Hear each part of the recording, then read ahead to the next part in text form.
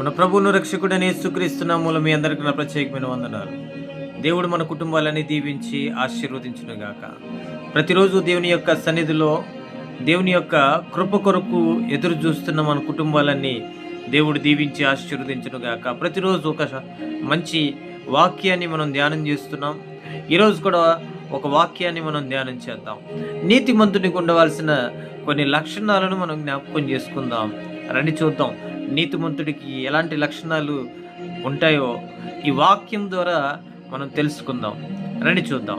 మత్తయి సువార్త 1వ అధ్యాయము 18వ వచనాన్ని కనుక మనం జ్ఞాపకం చేసుకుంటే, యేసు క్రీస్తు జనన విధం ఎట్లనగా, ఆయన తల్లి అయిన మరియ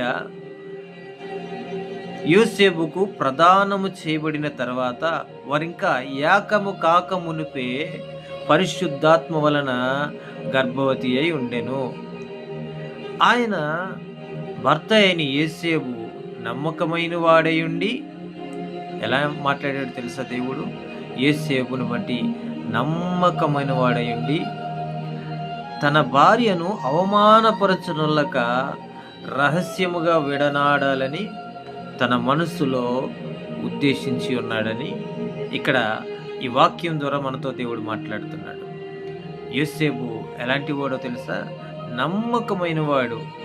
ఈ రోజుల్లో అలాంటి పరిస్థితులు గనక ఎదురైతే ఏం చేస్తారంటే, చాలా భయంకరమైన పరిస్థితి అండి. వివాహం కాకమునుపు గర్భవతి అయిందంటే ఎవరైనా ఊరుకుంటారా? ఎవరైనా కూడా క్షమించగలిగిందా?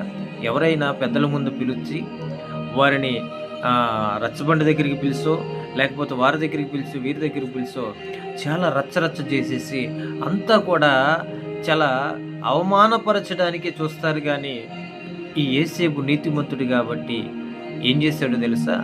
అవమానపరచడం ఇష్టం లేక తన హృదయంలో రహస్యంగా తనను విడనాడాలని ఉద్దేశించాడు. నీతిమంతుడికి ఉండాల్సిన లక్షణం ఏంటో తెలుసా?